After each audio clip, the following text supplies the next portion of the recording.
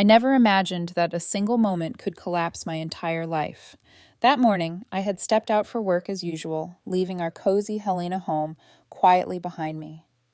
But something, a fleeting feeling, a tug of intuition, made me return just an hour later to grab my forgotten face mask. Little did I know that stepping back inside would change everything. Ryan was in the kitchen, wrapped in a soft, worn robe, phone pressed against his ear. I froze at the threshold, just close enough to hear, but hoping I hadn't. Then, in a tone so calm it made my blood run cold, he said, "Sophie will always be the love of my life. I can't help that." I felt my knees buckle. The floor rushed up to meet me, and I had to sink to the ground, clutching the doorway frame to keep from collapsing entirely. Sophie. Ryan's high school girlfriend. The one he had loved before leaving for college in California. The ghost of his past, who I had naively believed was just a memory. Every plan, every shared dream, every late-night conversation we had about our wedding, our house, our future children, now felt like fragile illusions. My hands shook as I gripped the edge of the counter, my heart thudding painfully in my chest. I could hear him continue, oblivious to my presence. "He's been contacting me, thinking about moving back to Montana. It's complicated, but it's always been Sophie." The room seemed to spin. 5 years of love, care, and devotion, everything I had poured into this relationship, suddenly seemed insufficient, secondary to a memory of another woman. I could feel my breath catch, shallow and trembling. My chest tightened as tears threatened to spill, but I forced myself to remain silent, listening to the proof that the person I trusted most had been emotionally unavailable, his heart partially elsewhere. I left the kitchen quietly, walking backward toward the door, my mind spinning. Every memory we shared was now tainted with doubt. I had never known Ryan as fully as I believed. For 5 years, I had given my all to a man whose heart secretly belonged to someone else. That day, the world as I knew it crumbled under the weight of a single sentence, spoken casually over a phone call. And as I stepped back outside, the cold Helena air hit my face like a cruel awakening. My wedding plans, our home, my belief in our shared future. All of it now seemed like a fragile mirage. I realized with a sinking, icy certainty that nothing would ever be the same. That morning, I finally understood what it feels like to have your entire life rewritten in a few careless words, and I knew that the next steps I took would define who I would become, stronger or utterly broken. I'm Emily, 33, and I work as a construction forewoman here in Helena, Montana.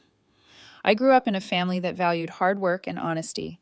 My dad ran a small contracting business, and my mom passed away when I was 10, leaving me with a strong sense of responsibility and independence. I had always believed in straightforward love, in building life brick by brick, just like the houses I helped construct. Ryan and I first met as kids.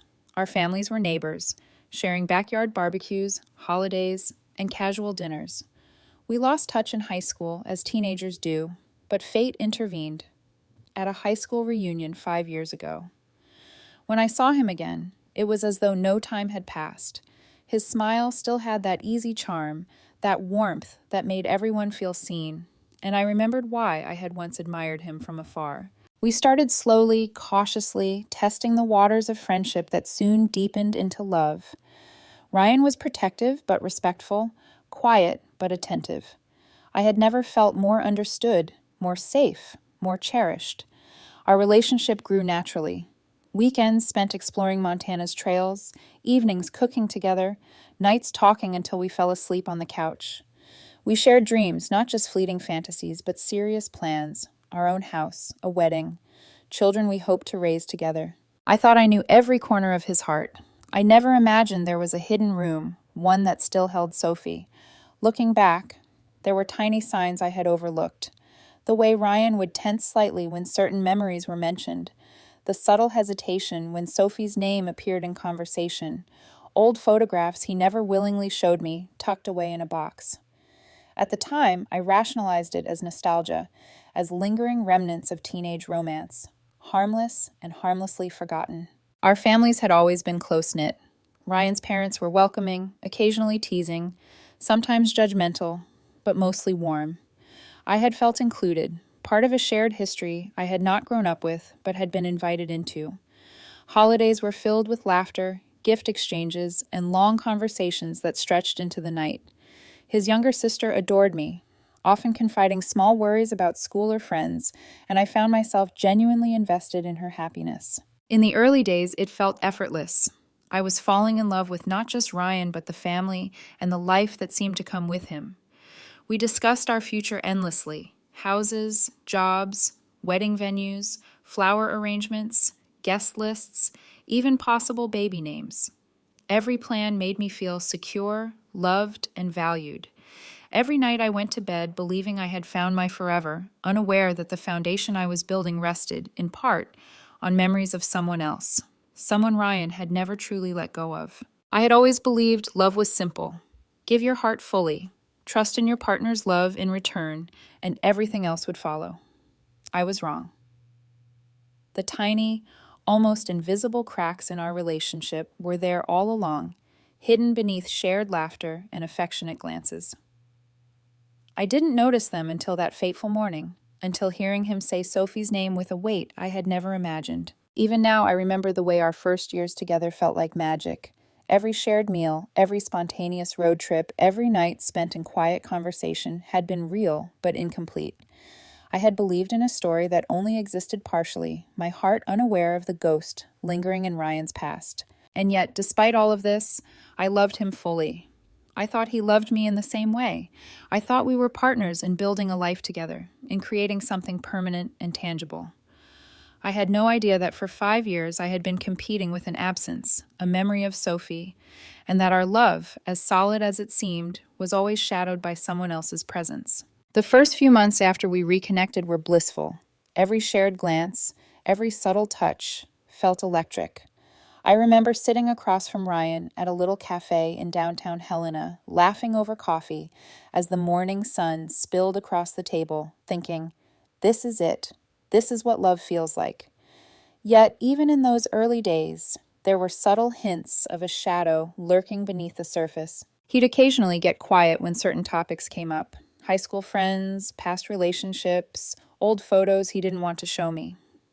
At first, I didn't think much of it. I told myself it was normal, that everyone has their private history, but over time, a pattern emerged. He'd check his phone obsessively when messages came from unknown numbers, sometimes walking away to take calls in the other room. Sometimes he'd glance at the ceiling, lost in thought, just long enough for me to feel the tug of unease in my chest. Friends and family started noticing little things too. Ryan's sister would make casual comments like, Sophie was always the one who, or, I hope you don't mind me saying, but some things Ryan never really got over. They meant well, trying to joke or warn, but the remarks gnawed at me, planting seeds of doubt. I brushed them off, telling myself I was overreacting, that love is about trust, not paranoia. The atmosphere at home began shifting imperceptibly. Ryan, once warm and attentive, seemed distracted. He was still kind, still affectionate, but there was a subtle tension, a distance I couldn't quite name. Even simple conversations carried a weight I couldn't place. Sometimes I'd catch him staring off into the distance, his jaw tight, his fingers tapping against the counter as if battling some unseen thought. My heart would ache, sensing he was carrying something he wasn't sharing. It wasn't just me noticing. Family dinners became slightly strained. His father, usually jovial, seemed to watch Ryan closely, as if aware of a storm brewing under the calm surface. Holidays were tinged with undercurrents I couldn't identify, small silences stretching longer than they should. I tried to discuss it with Ryan, gently probing, asking about his days, his thoughts, his mood, but he'd always smile reassuringly and deflect.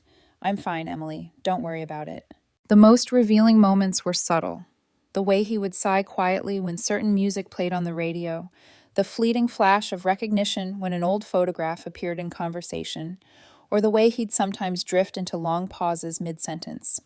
I began noticing patterns, little contradictions in his stories, tiny inconsistencies that didn't make sense at the time. They were fleeting, easy to dismiss, but now, in retrospect, glaringly obvious. Even I, confident in my judgment, began questioning myself. Was I imagining things? Was I being too sensitive?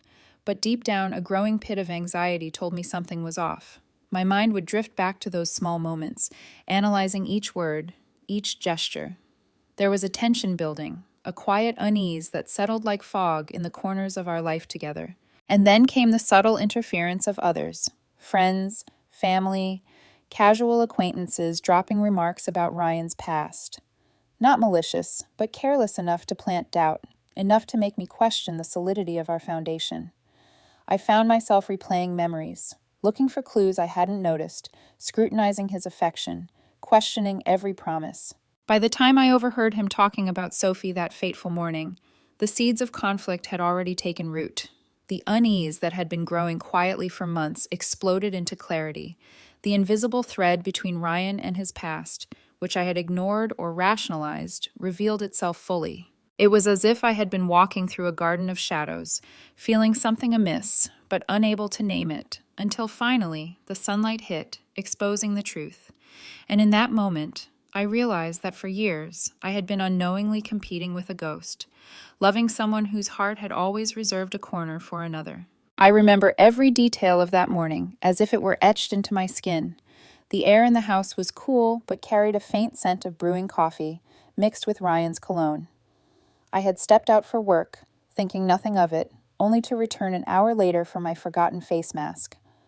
But as soon as I opened the front door, the rhythm of my life, the one I had trusted, built, and cherished, skidded off the rails. Ryan was in the kitchen, robe loosely tied, phone pressed to his ear.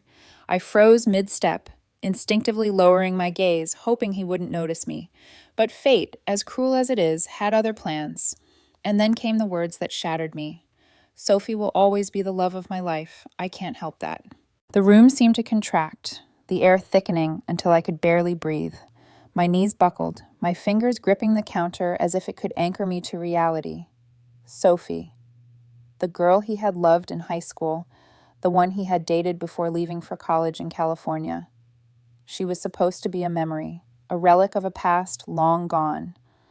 Yet here she was, alive in his heart, spoken aloud in the voice I had trusted for years. I sank to the floor, heart hammering, head spinning. For 5 years I had planned a future with him, a wedding, a house, children, shared dreams, and it was all crumbling because he had never truly let her go. I could hear him continue, oblivious to my presence. He's been contacting me for months, thinking about moving back to Montana. It's complicated, but it's always been Sophie. The words hit me like icy waves. I felt nausea rise, threatening to overtake the careful composure I had fought to maintain. My fingers were trembling, my chest tight, every breath a labor. How could I have loved someone so fully, only to discover that a part of his heart had been reserved for another? Every memory, the late-night talks, the laughter-filled weekends, the whispered promises, now felt tainted, as if I had been living in a beautiful lie. I backed out of the kitchen slowly, my mind reeling. I had to sit down, had to let my body process the betrayal. I curled into a ball on the mudroom floor, my mind racing through the past 5 years. Had I missed the signs? The old photos tucked away in boxes, the sudden pauses in conversation, the subtle tension when certain topics arose? Every little moment, every nuance, suddenly screamed at me with clarity I hadn't been ready to face. Later that evening, Ryan asked about my day. He looked at me with concern, his hand brushing mine as he offered soup and medicine, unaware, or pretending to be, that I had just overheard a confession that would have destroyed anyone else. I smiled weakly, hiding the storm inside. I told him I felt under the weather, that I might be coming down with something, all the while replaying the morning over and over. When I finally confronted him, sitting across the table in our dimly lit dining room, my hands gripping the edges until my knuckles whitened, I demanded honesty. Ryan, I need you to be completely honest with me. Do you still have feelings for Sophie? The change in his expression was instantaneous, like watching a mask fall. His eyes widened, his lips parted slightly, panic flashing across his features. Why are you asking me that? He said carefully, defensively. I'm your fiancé. We're building a life together. I didn't flinch. I heard you on the phone Monday morning. I heard you say she will always be the love of your life. I need the truth. Do you love her? The silence was deafening, stretching between us like a chasm I wasn't sure I could cross. Then came the confession. Sophie had been in contact for months, visiting secretly, reconnecting, testing whether feelings still existed. And yes, the relationship had gone beyond emotional. Intimacy had been shared, a betrayal layered with deception, while I had been picking out wedding flowers and tasting cake with him. I felt my stomach drop. My hands went limp, the knife of disbelief twisting in my chest. He tried to explain, stammering, insisting it wasn't what it seemed, that he still loved me too, but it was different. His love for me was practical, safe, convenient. Sophie was his heart's choice. I had only one thought, one action that made sense. He has to leave. I told him to pack, gave him 2 hours, and watched him cry, beg, promise he could change. But I knew the truth. This wasn't a mistake. It was a choice he had been making for months. I returned the ring, canceled the wedding vendors, and felt a strange, cold clarity settling over me. For the first time, I understood the weight of betrayal. I understood that 5 years of my heart, trust, and devotion had been given to someone who was only partially mine. And as I sat in the empty kitchen, listening to the faint hum of the refrigerator, I realized my life would never be the same. But for the first time, perhaps, I could start building it for me alone. The night after confronting Ryan, I couldn't sleep. I lay in bed, staring at the ceiling, every muscle taut, my mind replaying the words, the betrayal, the image of him speaking Sophie's name as if it were carved into stone. My heart throbbed in my chest, a relentless drumbeat of disbelief and pain. I felt every emotion at once, anger, sorrow, confusion, self-doubt, and yet beneath them all, there was a strange, simmering clarity. I kept asking myself, how did I not see it? How did I not notice the signs? The photos tucked away, the late-night texts, the subtle tension in his laughter when memories of her surfaced, it all came rushing back. I had excused every oddity, every hesitation, telling myself I was overthinking, that love was complicated. But love isn't competing with someone else. Love doesn't reserve half a heart for a ghost. The physical ache mirrored the emotional one. My chest felt tight, my stomach churned, and I couldn't eat more than a few bites of the soup Ryan had thoughtfully prepared. Every time he spoke, I felt a pang, a reminder of the betrayal that was still fresh, raw.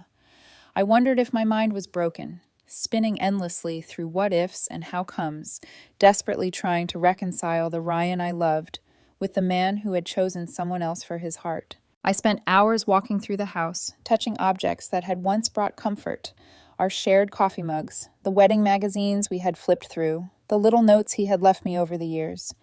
Each one now felt like a reminder of illusion, a symbol of a life that had been carefully constructed around a lie. I began journaling, desperate to make sense of my emotions. Why did he do this? Was there something I lacked? Was it something I could have done differently? But the truth was undeniable. This wasn't about me. It was about Ryan's inability to fully commit, his choice to divide his heart rather than give it entirely. The pain of this realization was sharp, almost unbearable, but also liberating in a strange, ironic way. For the first time, I saw the situation as it really was, not as I had wanted it to be. I debated confronting him again, but I knew it wouldn't yield clarity, only more heartache. Instead, I focused on understanding my own feelings. I talked to my best friend Cassian, pacing her living room as I spilled everything, the eavesdropped conversation, the confrontation, the cold clarity that followed. She listened, her eyes wide, occasionally taking my hands in hers, grounding me, reminding me that none of this was my fault. It was then that I realized how much of my energy had been spent trying to win someone who was never fully mine. 5 years of devotion, laughter, shared dreams, all given to someone whose heart was elsewhere. The realization hit like a physical weight, pressing down, forcing me to acknowledge the depth of my grief. I allowed myself to cry, to scream into the pillow, to mourn the loss of not just Ryan, but the future I had imagined with him. Yet, amidst the storm, a quiet, resolute strength began to surface. I remembered the woman I had been before Ryan, a woman who built, who worked, who trusted herself. I remembered the tenacity that had carried me through childhood, through the loss of my mother, through every challenge I had faced. And slowly, that strength became a decision. I would not beg for a love that was never fully mine. I would not compete with a memory. I would take control of my life. The next morning, I woke with a renewed sense of purpose. I would face the fallout, confront the lingering complications, and reclaim my autonomy. I would not be a victim of deceit, nor would I allow the judgment of others to dictate my worth. For the first time, I felt the possibility of freedom, a clarity that allowed me to breathe deeply, without the suffocating shadow of betrayal. Even as I moved through the motions, returning the ring, canceling the caterer, informing the florist, each action felt like a brick laid down in the reconstruction of my life. Painful, yes, but also deliberate, empowering. Every choice reminded me that I had agency, that my future could be rebuilt, piece by piece, on my own terms. By the end of the day, I realized that reaction alone was not enough. Anger and sorrow were necessary, but the next steps, escalation, confrontation with external pressures, and ultimately, rebuilding, would define the course of my life. I could not stay trapped in grief. I had to channel it into action, into transformation. I sat alone that night, notebook in hand, documenting everything, not just as a record of betrayal, but as a map of my own emotional resilience. I would not let 5 years of love, even if misdirected, go to waste. I would learn, I would grow, and one day I would stand unshaken, whole, and unapologetically me. The days after Ryan left were eerily quiet, but the silence was suffocating. At first, I thought I could navigate the aftermath in private, grieve in solitude, and slowly rebuild. I was wrong. The world outside my house, the small town of Helena, where everyone knew everyone, didn't allow for quiet healing. Rumors spread faster than wildfire, fueled by the half-truths and misdirection from Ryan and, unintentionally or not, his family. It started with a knock on the door one Tuesday evening. Leander, Ryan's father, stood there, his broad frame looming, his face a storm of anger and confusion. "What the hell did you do to my daughter?" he demanded the second I opened the door. I blinked, stunned. "Excuse me?" "She's been crying for a week, won't eat, won't talk." "What did you do to her?" he pressed, voice booming. I realized instantly that Ryan had spun the story, portraying herself as a victim of my supposed cruelty rather than the architect of her own betrayal. I took a deep breath, trying to maintain composure. "Did she tell you the truth about Sophie?" I asked carefully. The disbelief in his eyes told me she had not. So I recounted the phone call, the 4-month affair, the secret trips to Billings, the deception while we planned our wedding. I expected shock, perhaps anger directed at Ryan, but what I got instead was an incredulous accusation at me. "You must have done something to push her away. No way would she do this on her own." It was maddening. The reality twisted into fiction, my integrity questioned, my character vilified. Leander stormed off, leaving me trembling with a mix of rage and helplessness. By the weekend, Helena's grapevine had picked up the story. Friends, acquaintances, even casual neighbors whispered, sidestepped me in the street, and cast pointed glances. The narrative was simple and damning. Emily, the controlling, paranoid, jealous woman, had destroyed a good, innocent young woman's life. Even my workplace wasn't immune. At the construction site, subtle looks from subcontractors, quiet whispers behind my back. "You sure she's stable?" one of the crew asked casually, but the implication was clear. My years of hard work, my reputation as a reliable foreman, suddenly felt fragile, like glass teetering on the edge of a table. I tried to reassure myself.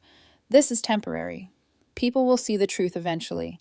But the gnawing doubt, the social isolation, made the walls of my world feel smaller. Family interactions became another battleground. My neighbors, lifelong friends, crossed the street to avoid conversation.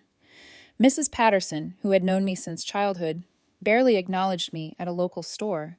Comments like, "I heard what you did to Raina," or Ryan, were thrown casually but stung like sharp knives. It wasn't just gossip, it was a systematic erasure of my narrative. The worst, though, was the constant barrage of disbelief. Even people I trusted, friends, colleagues, found it easier to assume the accepted story. When I tried explaining, the reaction was always the same: hesitation, awkward glances, half smiles, a quiet, "Well, maybe it's complicated." They didn't want to hear it. They wanted the drama. Ryan's family continued to escalate matters. Her mother called, feigning concern, asking how I could have treated her daughter so badly. Every conversation became a minefield, every word a potential weapon.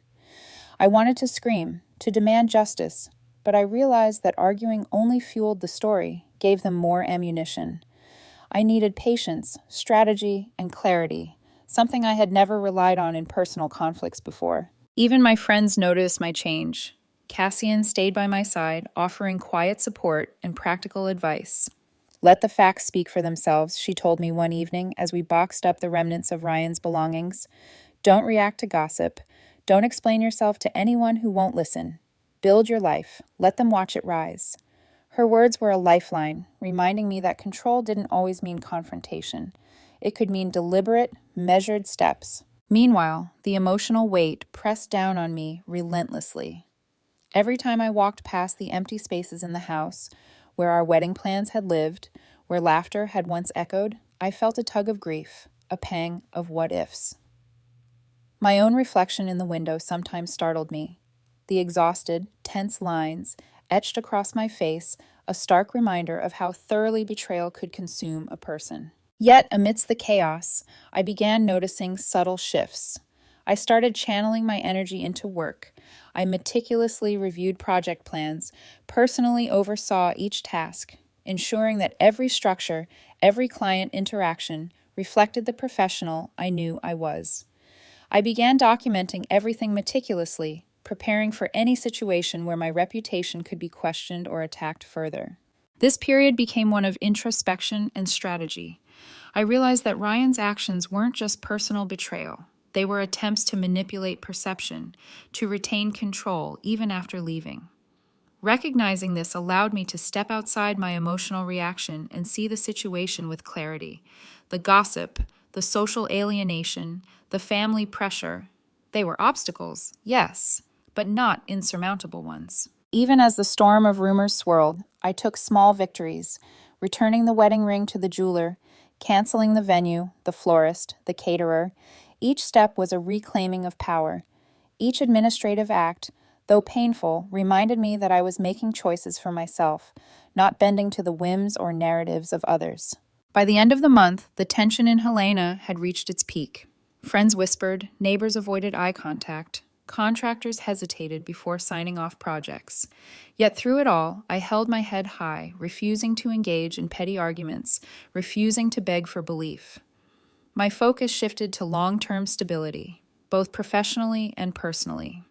I understood now that true power wasn't in proving everyone wrong. It was in living my life authentically, letting the consequences of truth unfold naturally. It was during this crucible of external pressure and internal resolve that I realized something profound. Betrayal, gossip, and social judgment could not define me. Only my choices, my actions, and my integrity could. And from that realization, a seed of resilience began to grow. A determination that I would rebuild not just my life, but my reputation on my own terms. By the third week after Ryan left, Helena felt like a town built entirely against me. The streets that once held familiarity now seemed alien, each glance from a neighbor or passing friend a silent accusation. My phone buzzed with whispers rather than calls, my inbox filled with polite inquiries that felt like thinly veiled judgment. Even the construction site, my domain of control and pride, was laced with tension. Contractors hesitating, coworkers uncertain, their eyes flicking toward me with questions I didn't want to answer. The loneliness was suffocating. Nights stretched endlessly, the empty apartment echoing with memories of laughter, shared plans, whispered dreams. I would lie awake, staring at the ceiling, heart hammering, imagining Ryan's voice, the warmth I once felt, now a cold void where betrayal had taken root. Grief clung to me like a second skin, an oppressive weight that made even the simplest tasks feel monumental. I walked past the wedding dress in the closet, untouched since Ryan had left. The magazine layouts, floral samples, cake tastings, all symbols of a life meticulously planned, now shattered. A wave of hopelessness rolled over me. Was I ever really loved? Was 5 years of my life nothing more than preparation for a rejection I had unknowingly courted? At work, the pressure mounted. Small mistakes were magnified. casual comments twisted into evidence of instability. One day, a subcontractor whispered behind my back about how controlling I must be, and I felt a burning rage that gave way to a heavy, hollow despair. It wasn't just Ryan's betrayal anymore. It was the world turning on me, the community that had once been familiar, now a battleground. I found myself questioning every decision, every gesture over the past 5 years. Had I been naive? Had I missed signs? Had I failed to be enough? These thoughts gnawed relentlessly, keeping me awake long into the night. Self-doubt became a constant companion, shadowing every action, every attempt at normalcy. Even the small joys felt tainted. Coffee tasted bitter, the morning sun no longer warmed, the laughter of friends felt distant and hollow. I withdrew further, avoiding calls, skipping social engagements, isolating myself in a cocoon of grief and anger. Every familiar space became a reminder of absence, of trust broken, of love betrayed. The breaking point came on a rainy Thursday evening. I had returned from the site, soaked and exhausted, hoping for a quiet moment alone. But a neighbor, trying to be discreet, muttered loudly enough for me to hear, "That Emily, she really did something to Ryan, didn't she?" The words hit like a hammer. I stumbled inside, closed the door, and sank to the floor, hands trembling, tears mixing with rainwater still dripping from my hair. For hours I sat there, the weight of everything crushing down. The betrayal, the rumors, the isolation. It all converged into a singular, unbearable pain. My chest felt like it was being squeezed, my vision blurred, and I thought, not for the first time, that maybe I couldn't endure this. Maybe the world had turned against me, and there was no escape, no reprieve, no justice. It was in that moment of utter despair, curled on the floor of my own home, that I felt the sting of realization. Ryan's betrayal was only the beginning. The real challenge wasn't what she had done, it was what came after. The loss of trust, the alienation, the questioning of my own worth. The world had shifted beneath me, and I was left clinging to fragments of a life that no longer existed. Yet even at the lowest point, a flicker of something stubborn remained. Beneath the tears, beneath the shaking, beneath the weight of social condemnation, there was a part of me that refused to be erased. A small voice whispered that this darkness, as complete as it felt, could not define me. That strength, buried under the rubble of grief, still existed. I let myself cry, truly cry, allowing every ounce of pain to surge and ebb. I screamed into pillows, into empty rooms, into the void, feeling the raw truth of my heartbreak. And slowly, as exhaustion overtook anguish, I realized that acknowledging the depth of my despair was not surrender. It was preparation. Preparation to rise, to reclaim my life, and to face the next chapters not as a victim, but as someone tempered and unbroken. By the end of that night, drenched in tears and trembling from emotional exhaustion, I made a silent vow. I would not allow Ryan's choices or the town's judgment to dictate the remainder of my life. I would endure this dark moment, and I would emerge on the other side stronger, wiser, and entirely my own. The abyss had stared back at me, and though it had shaken me to my core, it could not consume me. I was still here, still breathing, still capable of action. And that knowledge, fragile and tenuous as it was, became the seed of the resilience that would carry me forward into the coming storm of escalation and eventual empowerment. The dawn after that night of complete despair was different. The air felt heavier, yes, but somehow sharper, clearer.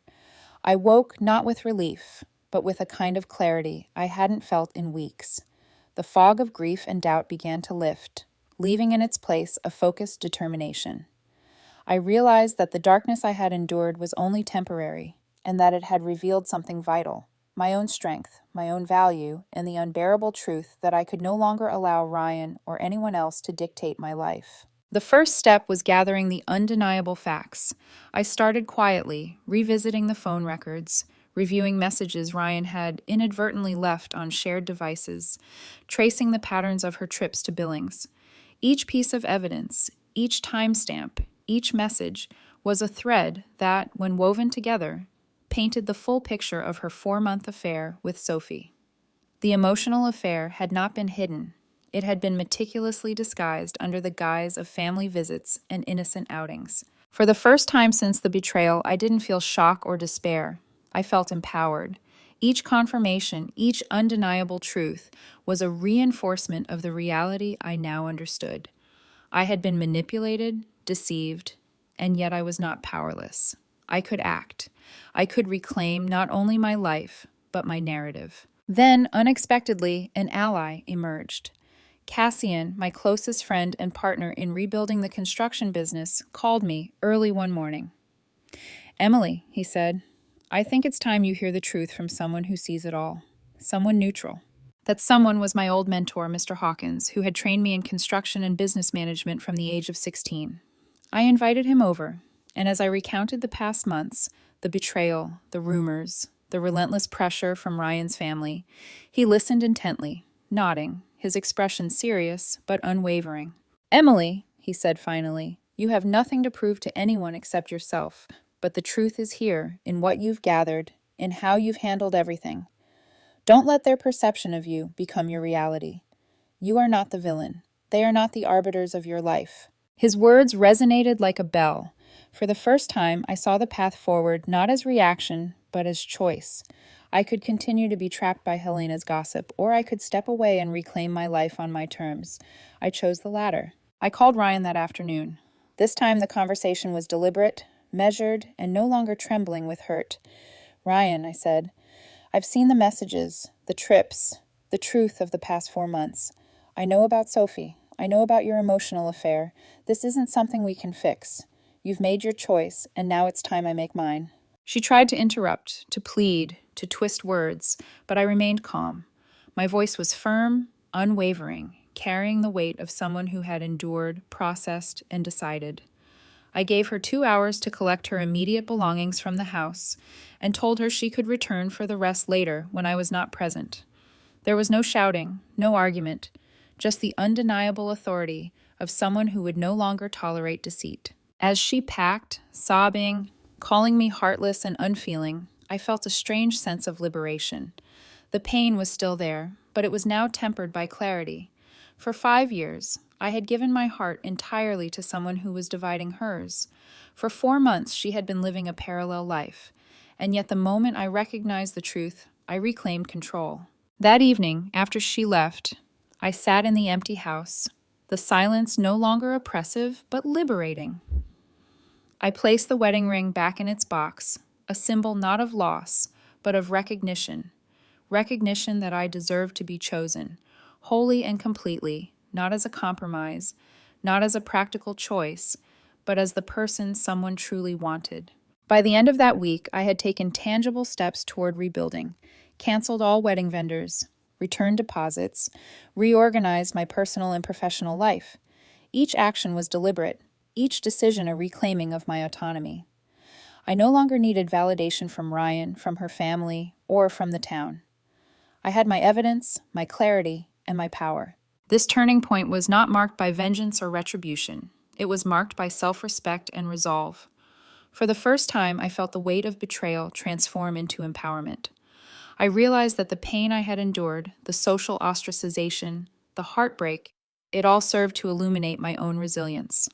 I would not only survive this, I would thrive, building a life rooted in authenticity and choice, no longer bound by someone else's divided heart.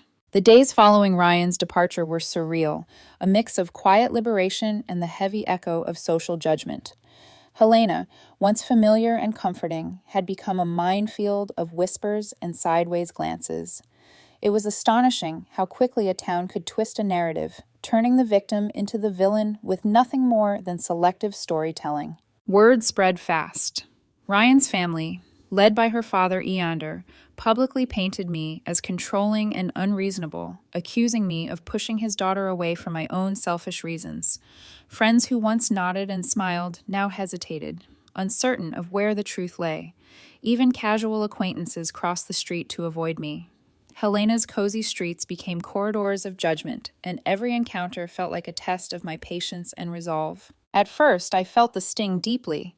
I replayed the conversations with Eander, with neighbors, with contractors who subtly questioned my stability. Each comment, each accusation, gnawed at the edges of my resolve. It would have been easy to retreat entirely, to hide and let the gossip pass, but I had promised myself a different path. I would not cower. Cassian became my anchor. He helped me sort through the remaining logistics, organizing Ryan's belongings, securing the house, managing calls from vendors I'd canceled. More importantly, he reminded me of the truth I knew in my heart. I had acted with integrity. I had chosen honesty, clarity, and self-respect, while Ryan had orchestrated a deceitful parallel life. The impact of the fallout hit most acutely in my professional life. At the construction site, I felt the subtle shifts in energy. Subcontractors whispered. New clients questioned my reliability. One morning, my boss pulled me aside, his brow furrowed. "Emily, I need to ask you something directly. Are the stories about you and Ryan true?" I laid out everything with precision. The affair, the emotional manipulation, the 4 months of betrayal, the trips to Billings masquerading as family visits. He listened, nodded, and while he expressed belief in me, he also warned about perception. In construction, reputation is currency. A story told one way can overshadow facts, no matter how irrefutable. By the end of that week, Helena's gossip network had fully mobilized. At Murphy's Tavern, where I went for a rare moment of solitude, old friends, men I had grown up with, began commenting under their breath. "She must have gone crazy," one muttered. "That's not how a decent person acts," said another. When I tried to interject, they smirked and turned away. They were convinced of a version that suited their narrative. What struck me hardest was realizing that Ryan's final act of betrayal wasn't only infidelity, it was reputation sabotage. She had constructed a story where I appeared unreasonable, controlling, even emotionally abusive. She could never allow herself to be seen as the one who cheated, and in doing so, she had turned the entire town against me. But instead of breaking me, it ignited a different kind of fire. I realized the only control I had was over my own actions, my own responses.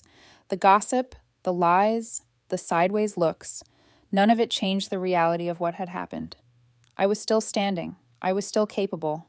I could not undo the damage Ryan had done to others' perception of me, but I could reclaim my life, my work, and my sense of self. I met with a lawyer to discuss potential ramifications, not for the breakup, but for the escalating rumors that could affect my business. The professional consequences of slander were real, and I was prepared to defend both my integrity and my livelihood.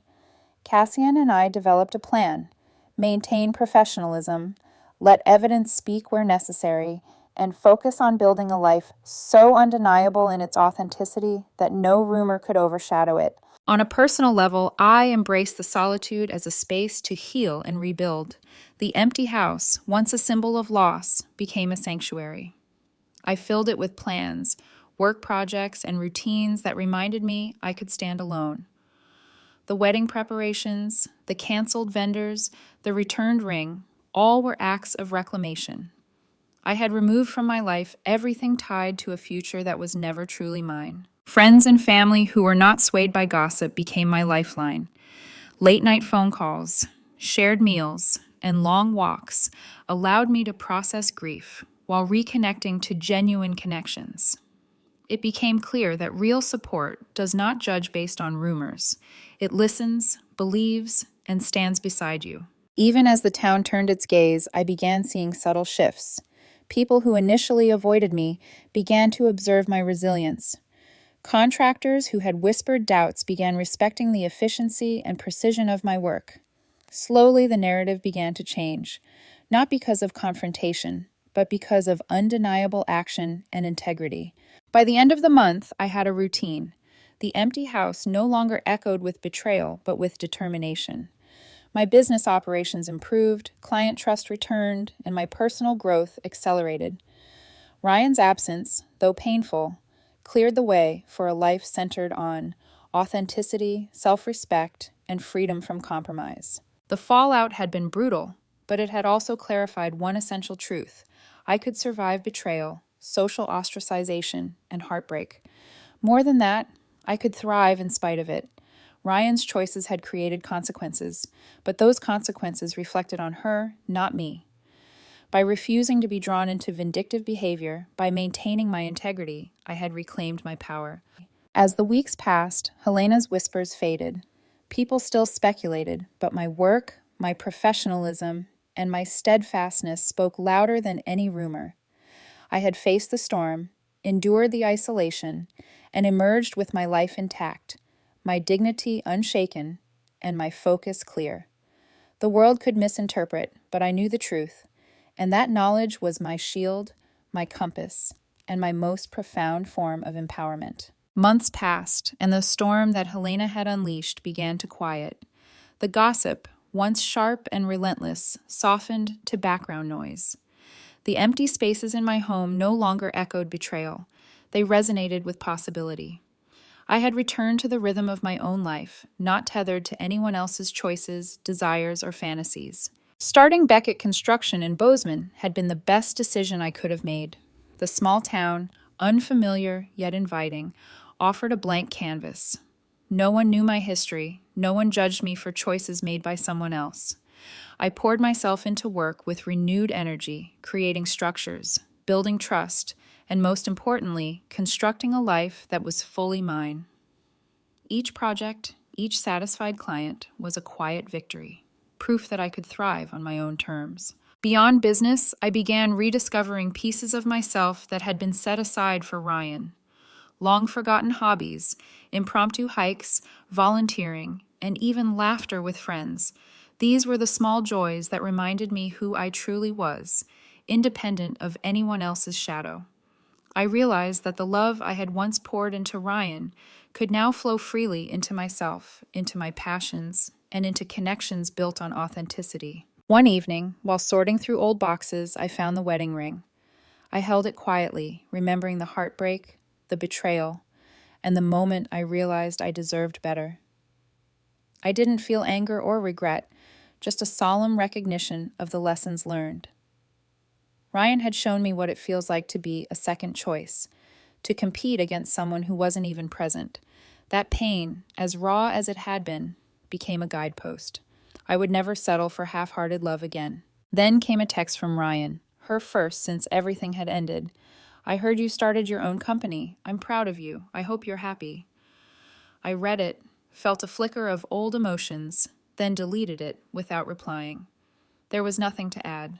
Her message didn't warrant a response because my life no longer revolved around her choices or validation.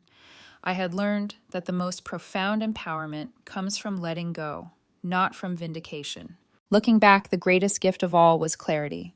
5 years of heartbreak had shown me the difference between love that chooses you completely and love that leaves room for someone else. I had endured deception, community judgment, and betrayal, and emerged with a life that was authentically mine. I had learned to trust my instincts, to honor my worth, and to embrace the future with courage. As I prepared for a new day in Bozeman, watching the sun rise over a horizon that felt entirely mine, I knew one truth. Life would continue, and I would continue with it. Not as someone defined by loss, but as someone strengthened, whole, and ready for the love and opportunities I truly deserved. The lesson for anyone watching, anyone who has felt the sting of betrayal, is simple yet profound. Never settle for someone's leftovers when your heart deserves the whole. Trust your instincts, honor your worth, and build a life that chooses you first. Everything else falls into place when you do.